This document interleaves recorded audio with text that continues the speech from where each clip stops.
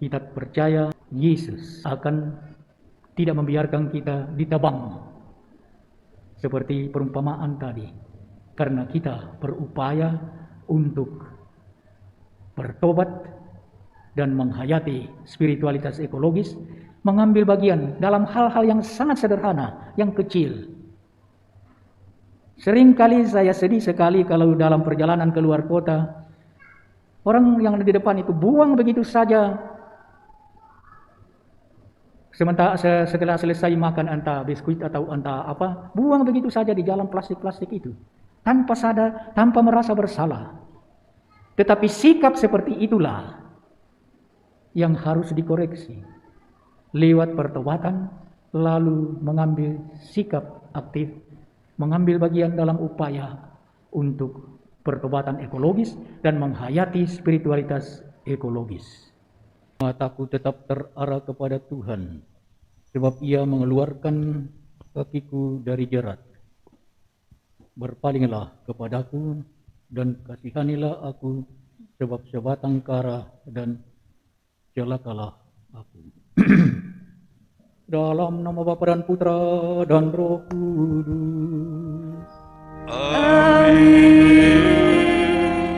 Damai bagimu dan bersama rohmu. Selamat pagi saudari-saudara yang dikasihi Tuhan, baik yang hadir di dalam gereja katedral ini maupun yang mengambil bagian dalam perayaan Ekaristi pada hari Minggu yang ketiga dalam masa Prapaskah ini dari rumah. Dalam Injil hari ini, Yesus menegaskan keharusan untuk bertobat. Tetapi Tuhan selalu memberikan kesempatan. Mari saudari-saudara, kita mempergunakan sebaik-baiknya masa khusus yang diberikan Tuhan kepada kita, yaitu masa Prapaskah, untuk memurnikan hidup kita, membuat supaya hidup kita berkenan bagi Tuhan, agar kita menghasilkan buah yang diharapkan sebagai manusia beriman. Marilah sebelum kita mendengarkan firman Tuhan dan merenungkannya, dan sebelum kita mengambil bagian dalam perayaan misteri penyelamatan Tuhan, kita persiapkan diri. Mari kita tundukkan kepala di hadapan Tuhan, kemudian dengan penuh sesal di hati kita mohon ampun kepadanya atas dosa-dosa kita, dan moga-moga dengan demikian kita diperbolehkan olehnya untuk mengambil bagian dalam perayaan misteri penyelamatannya ini dengan layak. Jikalau kamu tidak bertobat, kamu semua pun akan binasa dengan cara demikian. Demikian penegasan Yesus dalam Injil yang tadi kita dengarkan. Orang-orang Galilea atau orang-orang Farisi yang mendengar ada yang dipenggal kepalanya oleh penguasa penjajah waktu itu, penguasa Romawi, yaitu Pilatus, yang mau memenggal kepala manusia, atau yang 18 orang yang mati ditimpa menara dekat Siloam, langsung berpikir bahwa pastilah para korban itu adalah pendosa besar. Tetapi penegasan Yesus yang tadi kita dengarkan tidak mempersoalkan hal itu, tetapi lebih menekankan kamu harus bertobat. Kalau tidak demikian, kamu juga akan mengalami hal seperti itu. Jadi tidak bicara mengenai jenis dosa, tetapi mengenai keharusan untuk bertobat. Jika tidak demikian, kita juga akan mengalami nasib sama seperti itu. Tetapi kemudian mengikut perumpamaan yang diajukan oleh Yesus mengenai pohon ara itu. Dan dalam diskusi dengan yang menjaga kebun itu, si Tuan yang mempunyai kebun itu, dan di sini jelas dimaksudkan Allah, itu masih memberi kesempatan kepada pohon ara itu untuk berbuah. Nah, jelas maksudnya bahwa kita manusia oleh Tuhan masih terus diberi kesempatan untuk berbuah. Dan itu berarti juga untuk bertobat. Saudari-saudara terkasih, saya ingin menarik dan mengajak kita untuk menyelesaikan poin permenungan kita berkenaan dengan tema aksi puasa pembangunan tahun 2022. Kita sudah sampai pada poin keempat dari tema memulihkan kehidupan, bumi sehat, manusia sejahtera. Pada poin pertama kita merenungkan mengenai dua tantangan maha berat yang dihadapi oleh manusia, yang sebetulnya diakibatkan oleh manusia sendiri. Itulah beban maha berat yang ditimbulkan oleh pandemi COVID-19. Dan yang kedua adalah ancaman yang maha berat yang kita hadapi akibat masalah lingkungan, masalah ekologi. Jadi dua masalah maha berat itu yang dihadapi. Lalu pada langkah kedua kita sudah bermenung mengenai kesadaran bahwa kita manusia tidak mampu untuk mengatasi dua masalah maha berat itu. Maka yang pertama harus kita buat ialah menaruh harapan pada Yesus Kristus. Artinya menghadapi dan mencoba mencari solusi untuk kedua masalah berat itu dengan perspektif harapan pada Yesus Kristus.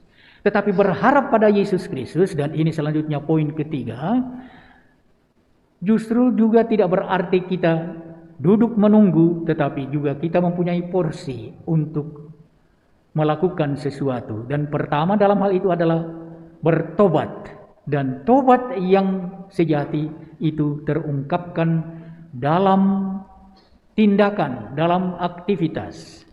Nah, poin yang minggu lalu kita renungkan adalah menyangkut ke aktivitas pemenuhan untuk berbuat baik, berupaya untuk membantu meringankan penderitaan sesama dengan berpangkal dari firman Tuhan sendiri. Berpuasa, dalam hal ini bertobat, yang kukehendaki ialah supaya engkau memecah-mecah rotimu bagi orang yang lapar dan membawa ke rumahmu orang miskin yang tidak punya rumah. Dan apabila engkau melihat orang telanjang, supaya engkau memberi dia pakaian dan tidak menyembunyikan diri terhadap saudaramu sendiri. Itu dari Yesaya 58 ayat 6 dan 7. Jadi berpuasa dalam arti ini ungkapan bertobat itu lebih-lebih ditekankan pada perbuatan amal. Dan itulah maksud dari APP nasional, Aksi Puasa Pembangunan Nasional. Sebagai ganti dari praktek berpuasa sebelum Konsili Vatikan kedua yang menekankan mati raga sungguh-sungguh. Selama 40 hari kita diwajibkan untuk berpantang dan berpuasa. Tetapi sejak tahun 1966 Paulus ke-6 lewat keputusan Penitemini merubah secara drastis kewajiban itu, sehingga seperti sekarang kita tahu, ya, kewajiban berpantang itu hanya setiap hari Jumat kan, dan kewajiban berpuasa itu hanya 2 kali selama masa Prapaskah, ya kan? Yaitulah hari Rabu Abu dan Jumat Agung, itu saja. Lalu banyak umat yang Katolik mengatakan terlalu mudah kita punya kewajiban sekarang ini. Tetapi itu berarti bahwa tidak menangkap isi yang mau ditekankan, yaitulah melihat APP nasional sebagai ganti dari kewajiban mati raga, diganti dengan perbuatan amal untuk sesama yang menderita, mengikuti sabda Tuhan dalam Yesaya bab 58 tadi. Itu poin ketiga yang tadi minggu lalu kita renungkan. Sekarang kita mau melihat segi lain sebagai ungkapan aksi yang lain, yaitulah berhadapan dengan masalah ekologi. Dan di sini kita mau merenungkan apa yang oleh Paus Fransiskus disebut pertobatan ekologis. Menurut Paus Fransiskus, ini berarti apa yang dimaksud dengan pertobatan ekologis adalah membiarkan seluruh buah perjumpaan kita dengan Yesus Kristus berkembang dalam hubungan kita dengan dunia di sekitar kita, sebagaimana ditegaskan dalam Laudato Si nomor 217. Sebagaimana kita sudah lihat melalui peristiwa inkarnasi, itulah perayaan Natal, Allah menjadi manusia yang disebut inkarnasi. Allah dalam Yesus Kristus mengambil unsur alam menjadi tubuhnya, dan dengan demikian mengangkatnya dan menebusnya dalam misteri Paskah, dalam wafat dan kebangkitannya. Jadi lihatlah dua hari raya besar dalam gereja kita, Natal dan Paskah. Di sana ada kaitan satu sama lain. Allah menjelma menjadi manusia, Allah mengambil unsur alam menjadi tubuhnya sendiri. Artinya Allah menyucikan bumi ini sehingga mengangkatnya, dan kemudian menyempurnakannya pada penebusannya pada Paskah. Ini harus menjadi landasan iman terdalam bagi perubahan sikap terhadap alam, terhadap bumi kita, menghormatinya. Dan nenek moyang kita itu memahami itu sungguh-sungguh. Bumi kan disebutnya ibu, ya kan? Ibu pertiwi, ibu kita. Jadi bukan sekadar benda mati yang bisa diperbuat apa begitu saja, tapi dia adalah ibu pertiwi. Dalam iman Kristiani, Allah mengangkatnya, menyucikannya, dan menebusnya. Ini sungguh penting. Dan kalau kita memahami sungguh-sungguh makna itu, bagaimana Allah dalam peristiwa Natal, inkarnasi, dan dalam misteri Paskah, dalam wafat dan kebangkitan Kristus, menebus alam ini, itu akan melahirkan sikap hormat terhadap bumi ini, terhadap alam ini. Dan itu berarti akan melahirkan apa yang disebut spiritualitas ekologis, menyangkut gaya hidup kita dalam hubungan dengan alam. Spiritualitas ekologis akan mewujud dalam tindakan-tindakan kecil dan serba biasa sehari-hari, seperti mengkonsumsi makanan secukupnya, mengurangi penggunaan plastik, penggunaan air secukupnya, penggunaan AC seperlunya, membiasakan diri menggunakan transportasi umum, dan seterusnya. Itu ditegaskan, dinyatakan oleh Paus Fransiskus dalam ensiklik Laudato Si nomor 211. Kita dipanggil untuk hidup sederhana, bahagia dengan barang-barang secukupnya, dan secara rohani bebas dari obsesi konsumtif. Itu dinyatakan di dalam ensiklik Laudato Si nomor 222. Secara perorangan maupun kelompok berusaha memelihara kebersihan lingkungan, sangat sederhana. Tidak membuang sampah sembarangan, tidak menebang pohon sembarangan, rajin menanam pohon, dan seterusnya. Memang tentu saja banyak hal konkret lainnya yang dapat dilakukan di lingkungan masing-masing dengan prospek bumi sehat, kita sejahtera. Satu hal penting yang perlu disinggung di sini. Satu peringatan berskala global mengkhawatirkan berdasarkan laporan PBB tahun 2005 berjudul Prospek Urbanisasi Sedunia, menyatakan bahwa pada pertengahan abad 21 sekurang-kurangnya 2/3 penduduk dunia, berarti sekitar 6 miliar diperkirakan pada pertengahan abad ini, abad 21 ini, penduduk bumi ini sudah 9 miliar. Dari 9 miliar itu ada 6 miliar akan tinggal di kota-kota. Migrasi ke kota-kota berkembang 3 kali lipat lebih besar dibanding pertumbuhan penduduk secara global. Dan mari kita sadari, ini bukan sesuatu yang jauh dari kita, dari wilayah kita. Pergilah ke Malino dan lihat bagaimana apa yang terjadi. Ingatlah, bagi mereka yang sudah di Makassar sejak tahun 1960-an, 1960-an sampai 1970-an dan barangkali masih sampai 1980-an, wilayah Panakukang ke atas itu semua sawah. Cobalah lewat di sana, apa yang terjadi? Hampir tidak ada sawah lagi, ya kan? Semua sudah merupakan wilayah hunian padat. Ke bagian timur juga begitu. Jadi memang apa yang diramalkan oleh PBB ini itu bukan sesuatu yang masih jauh dari lingkungan kita di sini. Itu sangat kasat mata. Kalau ke Malino, lihatlah bagaimana itu sawah-sawah sepanjang alur sungai Jeneberang, ya. Itu dulu sawah-sawah subur, luas. Apa yang terjadi sekarang? Batu-batu kerikil, pasir-pasir penuh. Dan betapa mengerikan itu erosi yang luar biasa, ya. Dan kalau ini berlanjut terus, itu jalan ke Malino itu akan putus, akan habis, itu menjadi erosi. Memang mengerikan. Dan di mana-mana begitu.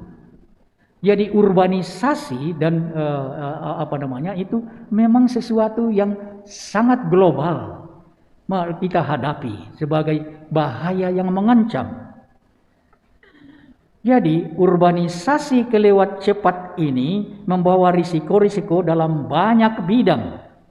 Satu hal, kota-kota kota-kota di seluruh dunia itu membutuhkan 60% seluruh air yang dialokasikan untuk penggunaan rumah tangga di kota-kota. 60% di seluruh muka bumi ini. Ini memaksa pemerintah mengalihkan alokasi air dari pertanian, menghabiskan air dan memperburuk erosi tanah. Itu yang terjadi. Jadi, karena urbanisasi yang begitu cepat, air dibutuhkan untuk penggunaan manusia di kota-kota. Akibatnya apa? Tanah pertanian kekurangan air. Lalu dari mana manusia yang 9 miliar ini akan dapat makanan? Jadi sungguh mengerikan situasi yang sedang kita hadapi sebagai umat manusia. Kesulitan lain ialah penanganan dan pembuangan sampah rumah tangga dan limbah industri yang meracuni tanah dan sungai-sungai. Polusi kota merupakan sumber keprihatinan lainnya, selain ancaman kekurangan makanan akibat semakin menyempitnya lahan pertanian, dan tentu saja juga akibat kekurangan air. Ini yang dihadapi. Nah, tentu saja bukan hanya tugas pemerintah, melainkan tugas seluruh masyarakat mencari solusi-solusi. Lalu satu hal kecil disebut. Satu tantangan berbasis komunitas yang ditawarkan ialah praktek pertanian kota dengan memanfaatkan bidang-bidang kecil tanah sekitar rumah kita, balkon-balkon, dinding tembok, tanah pinggir jalan, tepi sungai untuk tanaman buah-buahan, sayur-sayuran, dan usaha kecil lainnya. Dan sebetulnya kalau kita perhatikan baik-baik, ini pandemi COVID ini walaupun kita takuti, dalam segi ini ada segi positifnya kan? Karena pandemi COVID-19 telah mengajar banyak dari kita dalam hal ini akibat PSBB dan stay home, banyak yang telah mempraktekkan upaya-upaya kecil seperti ini.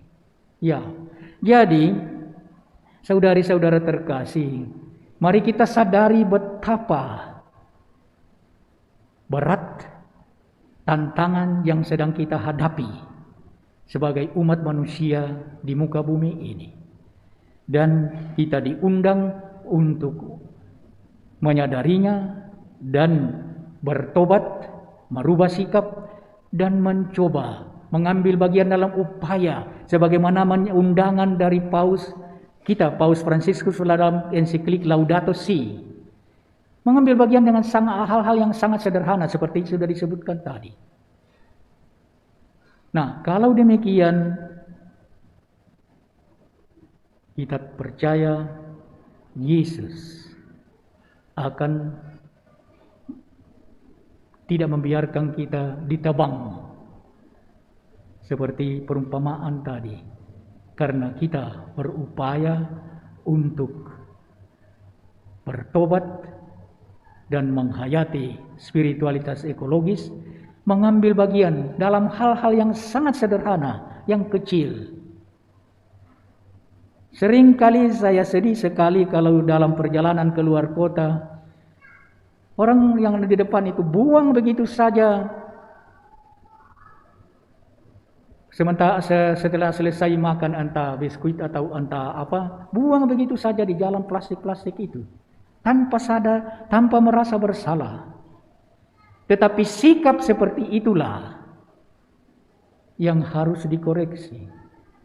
Lewat pertobatan, lalu mengambil sikap aktif, mengambil bagian dalam upaya untuk pertobatan ekologis dan menghayati spiritualitas ekologis.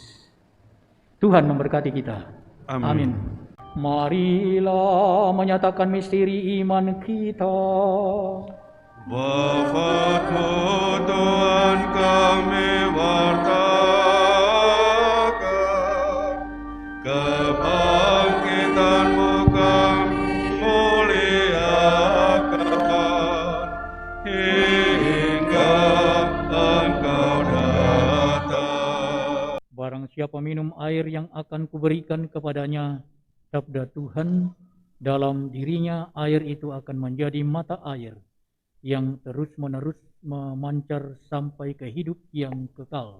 Mari kita siapkan diri untuk menutup perayaan Ekaristi kita pada hari Minggu yang ketiga dalam masa Prapaskah ini dengan sekali lagi memohon berkat dari Tuhan.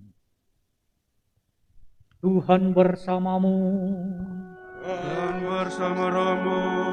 Semoga Allah yang Maha Kuasa memberkati saudara sekalian, Bapa dan Putera dan Roh Kudus. Amin. Saudara sekalian, pergilah dalam damai sambil memuliakan Tuhan dengan hidupmu. Syukur kepada Allah.